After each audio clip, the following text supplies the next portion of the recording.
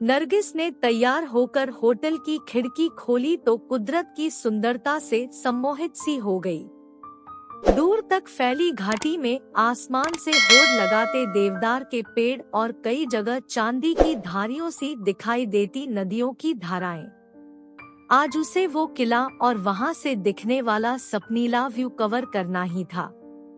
उस राजकुमार और बंजारन की प्रेम कहानी को भी पूरा जानने की उत्सुकता अब उससे दबाई नहीं जा रही थी। नरगिस एक ट्रैवल व्लॉगर है। घूमना ही उसका इश्क है, इसीलिए आज तक उसने अपनी ओर बढ़े किसी हाथ की ओर अपना हाथ नहीं दिया। पर कभी कभी अपने दोस्तों और परिवार के होते हुए भी वो अकेला महसूस करने लगती है। जिससे मन मिले, जिसे देखकर लगे कि यही है वो जो रूह का हमसफर बन सकता है, शायद ऐसा कोई कभी मिला ही नहीं। पर कभी कभी एक साथी की कमी महसूस करके मन उदास हो जाता है, खासकर ऐसे रूमानी मौसम में। टैक्सी के रवाना होने के बाद कुछ देर में ही उदास नरगिस का मूड ठीक हो गया। पेड़ों के ऊपरी हिस्से में जमी बर्फ के कारण ऊपर से सफेद और नीचे से हरे पेड़ गिरते गिरते धाराओं में जम गए झरने जैसे किसी परी कथा में प्रियतम और प्रेमिका के मिलने से वक्त थम गया हो। दूर घाटी के पार दिखाई देती बर्फ की पर्वतमाला बिल्कुल किसी अच्छे आर्टिस्ट की नायाब पेंटिंग सी। तभी टैक्सी ने एक घुमाव लिया और दिखाई दिया वो किला। पर्वत की चोटी टेबल लैंड पर बसा ये किला सचमुच किसी ख्वाबों की दुनिया का सा लग रहा था। नरगिस को यकीन नहीं हो रहा था कि वो अपनी सबसे पसंदीदा कहानी की सपनीली जगह पर सचमुच पहुंच गई है। सेना का एक जवान सबके डॉक्यूमेंट्स चेक कर रहा था। उसने नरगिस के भी डॉक्यूमेंट्स चेक किए और हिदायत दी कि जैसे ही सेना की सीटी सुने वैसे ही वापस उसी पॉइंट पर आ जाए।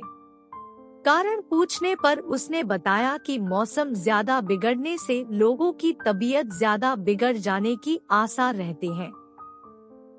जैसे ही बर्फ गिरनी शुरू होती है, हम विसल बजाकर सारे टूरिस्ट को यहाँ पर बुलाकर फटाफट सभी टैक्सियों को लौटा देते हैं। फिर भी आप कहीं फंस जाएं तो एक सीटी रख लीजिए, इसे बजाकर हमें बुला सकती हैं। हम आपको बर्फ से निकाल लेंगे। मौसम साधारण टैक्सी के चलने लायक नहीं रहता तो हम टूरिस्ट को अपनी गाड़ी में नीचे उनके होटल तक छोड़ आते हैं। उत्साह से भरी नरगिस किले के भीतर की ओर चल दी। किले के कॉरिडोर में चलते हुए एक तरफ सुंदर बगीचा दिख रहा था तो दूसरी ओर कमरों की दीवारों पर उस राजकुमार और बंजारन की प्रेम कथा के चित्र उकेरे हुए थे और मोड़ों पर उनके बुत बने थे। दरवाजों पर ताले थे। नरगिस को कहीं भी उनकी कहानी पूरी पढ़ने को नहीं मिली। वो पूरे मन और उत्सुकता से चित्रों और बुतों को जोड़कर कहानी समझने की कोशिश कर रही थी, पर शायद और किसी की रुचि इसमें नहीं थी, इसीलिए लोग या तो बगीचे की दुकानों में मिल रही राजकुमार और बंजारन की फैंसी ड्रेसेज में फोटो खिंचाने में लगे थे या पास ही बने आलीशान रेस्टोरेंट की ओर मुड़ गए थे। वो अकेली रह गई तो उसे थोड़ा डर भी लगने लगा। तभी उसने देखा कि बाहर बगीचे में बर्फ गिरने लगी है। नरगिस के उत्साह का ठिकाना न रहा। उसने पहली बार बर्फ गिरती देखी थी। वो खुले में आ गई और दोनों हाथ फैलाकर इस खूबसूरत एहसास में खोई ही थी कि ठंड लगने लगी। वो कॉरिडोर में आ गई। तभी देखा एक दरवाजे पर ताला बंद नहीं है। नरगिस कुंडी खोलकर अंदर घुस गई। अंदर कोई नहीं था, पर दीवार में अलाव जल रहा था। सर्दी से किटकिटाती नरगिस को गर्मी का एहसास सुखद लगा, लेकिन डर बढ़ गया। वह सोचने लगी, इस तरह अकेली नहीं हो तुम। आवाज सुनकर पलटी तो देखा एक नौजवान लड़का खड़ा था। उसके चेहरे की शालीनता और अपनेपन ने नरगिस के डर को पल भर में ही भगा दिया। आप कौन? उसने पूछा। वही जिसे तुम ढूंढ रही हो। राजकुमार नरगिस ने उसे गौर से देखा। उसके चेहरे पर एक अनोखी कशिश थी और बड़े अदब से खड़ा था वो, बिल्कुल राजकुमार की भंगिमा में। ड्रेस और एक्सेसरीज भी बिल्कुल नई लग रही थी। नरगिस को हंसी आ गई। हाँ, लग तो बिल्कुल राजकुमार रहे हो। इतनी खूबसूरत ड्रेस किस स्टॉल से ली? तुम भी पहनोगी? उसने सवाल के बदले सवाल करते हुए एक खूबसूरत ड्रेस नरगिस की ओर बढ़ाई और एक तरफ इशारा किया। उसके अनुरोध में जाने कौन सी कशिश थी कि नरगिस वो ड्रेस उठाकर उस तरफ बढ़ गई। दरवाजा खोलते ही सचमुच किसी महल का सा वॉशरूम दिखा। उसे पहनते ही रही सही ठिठुरन भी जैसे गायब हो गई। नरगिस ने आईना देखा तो अपनी सुंदरता पर खुद ही मुग्ध हो गई। थोड़ी सी धुंध जमी थी। उसने आईने पर हाथ फेरा तो लगा ये शीशा नहीं, एक पेंटिंग की सरफेस है। फिर तस्वीर उसे अपनी क्यों लग रही है? उसे घबराहट होने लगी। लौटी तो उस नौजवान के सामने वाली मेज पर 2 राजसी प्याले रखे थे। उनसे भाप निकल रही थी। वो लेने के इशारे में मुस्कुराया और नरगिस ने लपक कर प्याला उठा लिया। सच्ची चाय की जबरदस्त क्रेविंग हो रही थी। वाह, इतनी गरम कहाँ से लाए? नरगिस चुस्की लेते हुए बोली। मेरे शेफ ने बनाई है, मेरे खास मेहमान के लिए। वो मुस्कुराया। उसकी मुस्कान इतनी भाव भरी थी कि नरगिस का मन बंधने लगा। उसे आश्चर्य हो रहा था कि उसे ऐसे अकेले किसी आदमी के साथ डर क्यों नहीं लग रहा। क्यों उसके ऐसे हर बात का जवाब मजाक में देने पर झुंझलाहट नहीं हो रही, बल्कि उसके चेहरे पर सच्चाई की चमक दिखाई दे रही है। ये भी लो, उसने कहा तो नरगिस ने स्नैक्स उठा लिए। उनका स्वाद भी निराला था। अब तक नरगिस भी मजाक के मूड में आ गई थी। अच्छा जनाब, आपके शेफ को मेरे स्वाद के बारे में कैसे पता? उसे नहीं, मुझे पता है। अच्छा, तो आपको और क्या क्या पता है मेरे बारे में? आपको दुनिया घूमना पसंद है, गुलाब पसंद है, गिरती बर्फ देखना भी। अरे हाँ, बाहर बर्फ गिर रही है। और मैं, कहते हुए नरगिस खिड़की की ओर बढ़ गई। बाहर गुलाब वाटिका थी। अलग अलग रंगों और वैरायटी के गुलाब दूर तक फैले थे, जैसे गुलाबों के खेत हों। उनकी पंखुड़ियों पर गिरती बर्फ का नजारा नजरें बांध लेने वाला था, पर इस ठिठुरन का क्या करे? वो कांपने लगी।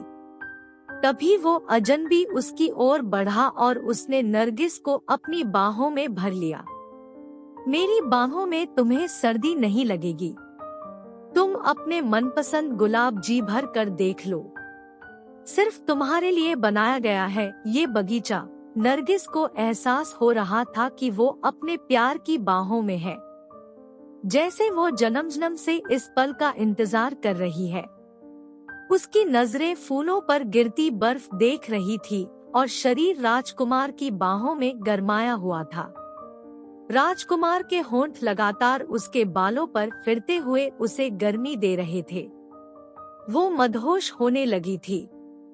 अगर आप सचमुच राजकुमार है, तो राजकुमार और बंजारन की कहानी पूरी सुनाइए, वो मदहोशी में बुदबुदाई। राजकुमार कहानी सुनाने लगा और पिताजी ने इस दरवाजे को बाहर से बंद कर दिया और कहा अगर उसका प्यार सच्चा है तो वह आएगी और दरवाजा खोलेगी।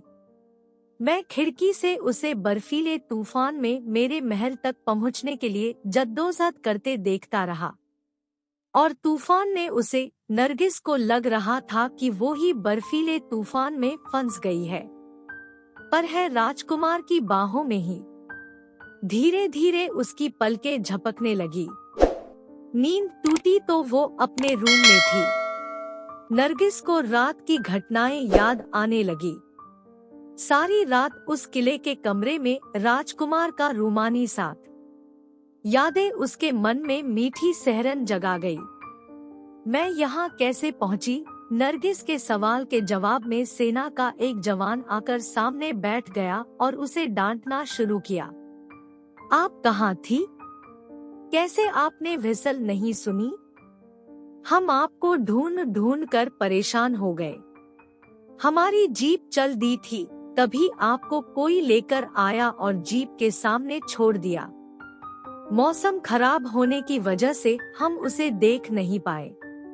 कौन था वो? नरगिस जवान की बातों का क्या जवाब देती? उसके कुछ भी समझ में नहीं आ रहा था। तो क्या वास्तव में वह उस राजकुमार की प्रेमिका थी और वह जन्मों पहले बर्फीले तूफान में मर जाने वाली बंजारन का दूसरा जन्म? अब उसकी यह समझ आ रहा था कि क्यों वह अजनबी उसे इतना अपना सा लग रहा था। क्यों लग रहा था कि वह जन्मों जन्मों का प्यार है। क्यों उसके 2 पल के साथ ने नरगिस को इतना खुश, इतना रुमानी बना दिया था। नरगिस नहीं जानती थी कि वह सपना था या साया, या उसकी कल्पना थी, या सचमुच राजकुमार। पर वो जानती थी कि उसके साथ जिंदगी नहीं बिता सकती। मगर वो खुश थी और उसे खुद भी नहीं मालूम था कि वह इतनी खुश क्यों थी। बस उसे ये एहसास हो रहा था कि जैसे उसका प्यार उसे मिल गया है। जिस प्यार के लिए लोग जीवन भर तड़पते हैं, वह एक रात में ही उसे मिल गया और अब उसकी पूरी जिंदगी को खुशनुमा बनाता रहेगा।